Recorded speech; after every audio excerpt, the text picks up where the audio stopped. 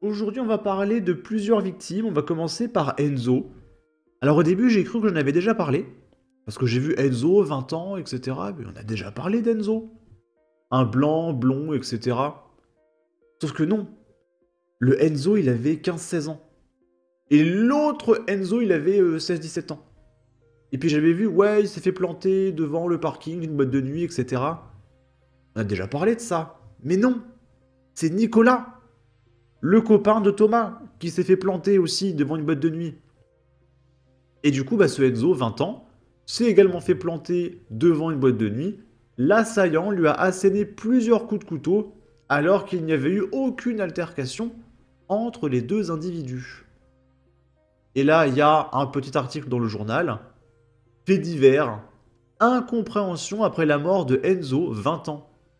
Au lendemain du drame qui a coûté la vie au jeune Enzo, 20 ans, tué à proximité de la boîte de nuit Le Cellier Saint-Vincent, à Béton, dans le sud-ouest marnais, les circonstances de l'agression au couteau demeurent confuses. Au dire de témoins de la scène, l'attaque a été soudaine et menée sans sommation ni aucun échange avec l'agresseur armé, laissant aux amis qui accompagnaient la victime, originaires de Luxemont et Villotte, un fort sentiment d'injustice et surtout d'incompréhension. Les faits se sont produits alors qu'Enzo et ses amis regagnaient leur véhicule. Ce faisant, le jeune Luxemontais, décrit comme une personne très gentille, aurait eu un échange avec des jeunes femmes occupant une autre voiture. C'est alors que l'auteur des coups de couteau, passager d'un troisième véhicule, serait sorti pour attaquer sans prévenir Matteo, originaire de la Chaussée-sur-Marne et depuis sorti de l'hôpital, avant de se diriger vers Enzo et de le planter gratuitement sans aucune raison, mortellement. À aucun moment, il n'y a eu de bagarre, ni même d'altercation, ni même un simple dialogue avec l'agresseur. C'est un acte de barbarie, tout simplement, témoigne un proche d'Enzo, présent au moment du drame. Enzo n'était pas du tout quelqu'un qui cherchait la merde. Une simple phrase de l'agresseur, lui disant de ne pas aller aborder les filles d'à côté, aurait suffi. Le meurtre s'est déroulé en dehors du parking de la discothèque, etc., etc. Incompréhension du nord, incompréhension du centre, incompréhension du sud. Ok, ok. Bon. Là, on va parler de Ténin Ballot. C'est une violence conjugale. Et je rappelle que la France insoumise explique que les violences conjugales, c'est forcément réalisé par des Français parce que c'est des violences conjugales. Alors ça n'a aucun sens, mais c'est le raisonnement de gauche. Et du coup, Ténin Ballot s'est faite défoncer par son conjoint, à Aulnay-sous-Bois, le lundi 2 septembre 2024, et elle était âgée de 29 ans. Elle laisse derrière elle un garçon de 5 ans, repose en paix. Et là, on a un article de Actu 17 qu'on va lire. L'alerte a été donnée peu après 20 heures à l'arrivée de la police municipale, que la victime avait contacté pour des violences conjugales en cours. Son compagnon était absent. Le fils de la victime était âgé de 5 ans, nous dit Actu 17. Les secours se sont rendus sur place, dans le quartier du Mérisier, et ont pris en charge la victime. Malgré leurs efforts pour la réanimer, son décès a été prononcé sur place, à peu près à 21 heures. Elle aurait été violemment frappée à la tête avec un chandelier, selon les premiers éléments. Le suspect revient sur les lieux. Les policiers ont effectué les premières investigations et ont appris que le meurtrier présumé avait pris la fuite à bord d'une BMW noire. Ils se sont lancés à sa recherche. L'homme âgé de 24 ans est finalement revenu sur les lieux du crime peu après 1 h du matin, selon nos informations. Il a été immédiatement arrêté et placé en garde à vue.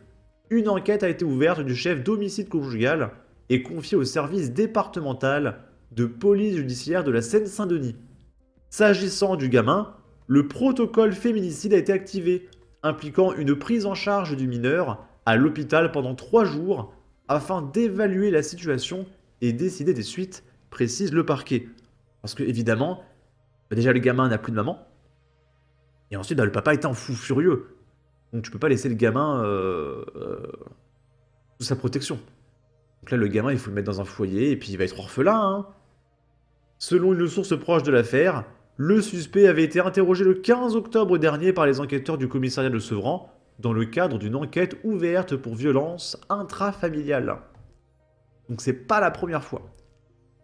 Et là, on peut constater un magnifique article avec des écritures Paint. Alors là, on est sur un niveau de professionnalisme qui est absolument stratosphérique. Ok. Et dites-vous que c'est pas les seules victimes, hein. Je garde un article pour demain ou après-demain. Mais il y a aussi une famille, une maman avec ses 2 gamines de 9 et 10 ans qui se sont fait tuer. Euh, c'est la France, c'est la France. Là, c'est une gamine de 14 ans qui s'est fait défoncer et filmer à la sortie du collège à Valence. 6 adolescentes interpellées ce mardi. Si tu portes plainte, on te tue, ont-elles dit. Et la vidéo, je l'ai vue, et évidemment, si je vous la montre, je n'ai plus de chaîne YouTube. Encore autre chose là? Ok. L'agression s'est produite aux abords du groupe scolaire Sainte-Anne à Valence vers 18 h. Selon des témoignages, la victime a été prise à partie par un groupe de filles qui étaient 5 ou 6, parmi lesquelles d'anciennes amies. Ces dernières l'ont attirée dans une rue proche du collège avant de la rouer de coups de poing et de coups de pied alors qu'elle était au sol. La scène, d'une grande violence, a été filmée et diffusée sur les réseaux sociaux. Le père de la victime, Ludovic, a décrit la brutalité de l'agression auprès de nos confrères. Elles l'ont entraînée dans une rue non loin de là et l'ont violemment frappée. Elle était en sang. Elle a été prise en charge par les pompiers et conduite à l'hôpital. Elle a eu des points de suture au visage, elle a des bosses. Une telle violence, c'est impensable.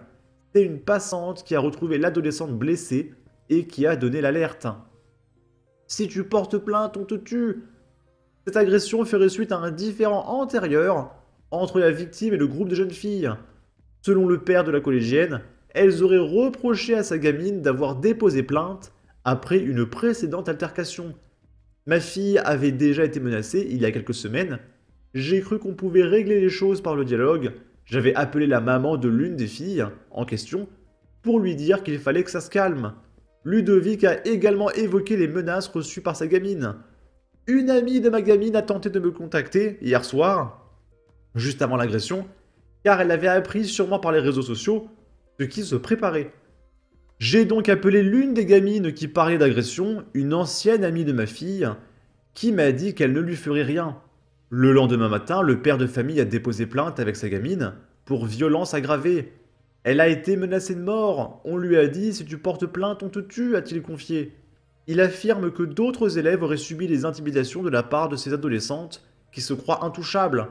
Elles sont intouchables, la justice va rien faire. Il décrit comme originaire de Valence et de Malissard. Une banalisation de la violence. C'est la première fois à ma connaissance que des faits aussi graves sont commis. Nous avons immédiatement averti notre référent police nationale et demandé une présence renforcée devant l'établissement, a réagi Jacques Berger, directeur de l'ensemble scolaire Sainte-Anne, au lendemain de cette agression. Le maire de Valence, qui est également ministre délégué à la sécurité du quotidien, Nicolas d'Aragon, avait lui aussi réagi suite à cette agression, 48 heures après les faits, dans un communiqué. Cette agression d'une jeune fille par d'autres n'est malheureusement pas une banalité. Elle est le reflet de plus en plus courant d'une absence d'autorité à la maison et d'une banalisation de la violence comme source de règlement de conflits. C'est insupportable et intolérable, et l'édile aussi a appelé à la responsabilité des parents qui ne vont rien faire. Si vos gamins sont violents, vous en êtes responsable, comptablement, moralement et pénalement. L'enquête en cours devra établir les responsabilités précises de chacune des adolescentes interpellées et déterminer leur motivation. Ok. Et bien voilà, on a fait un petit peu le tour.